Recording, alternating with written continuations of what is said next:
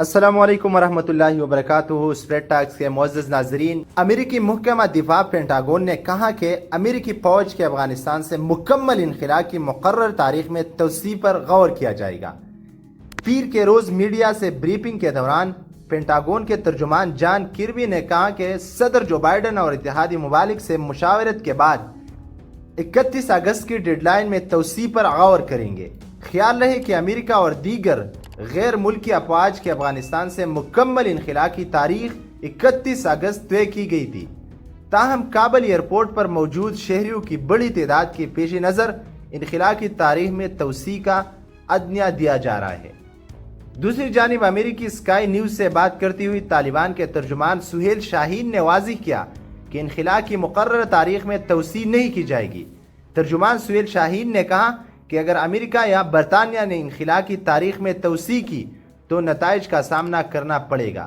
سہیل شاہین نے مزید کہا کہ غیر ملکی افواج کے انخلاء کی تاریخ میں توسیع کو تسلط میں توسیع کے مترادف سمجھا جائے گا۔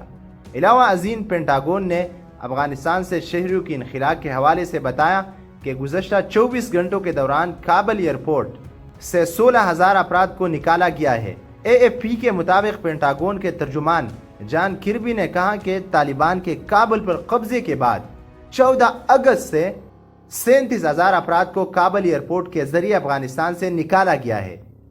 ترجمان پینٹاگون کے مطابق جولائی سے لے کر اب تک 42,000 افراد کا افغانستان سے انخلاء کیا جا چکا ہے۔ فرانسیسی خبر رساں ادارے اے ایف پی کے مطابق جرمنی نے کہا کہ شہریوں کے افغانستان سے انخلاء کے لیے کابل ایئرپورٹ کو 31 اگست کے بعد بھی کھلا رکھنے کے لیے بات چیت جاری۔ جرمن وزیر خارجہ ہیکو ماس نے کہا ہے کہ جرمنی نیٹو کی اتحادی ممالک اور طالبان کے ساتھ مذاکرات کر رہا ہے تاکہ امریکی افواج کی انخلاء کے ڈیڈ لائن کے بعد بھی کابل ایئرپورٹ سے شہریوں کو نکالنے کی اجازت دی جائے۔ جرمن وزیر خارجہ نے صحافیوں کو بتایا کہ امریکہ، ترکی اور دیگر اتحادی کے ساتھ بات چیت جاری ہے تاکہ کابل ایئرپورٹ سے شہریوں کا انخلاء جاری رکھا جائے۔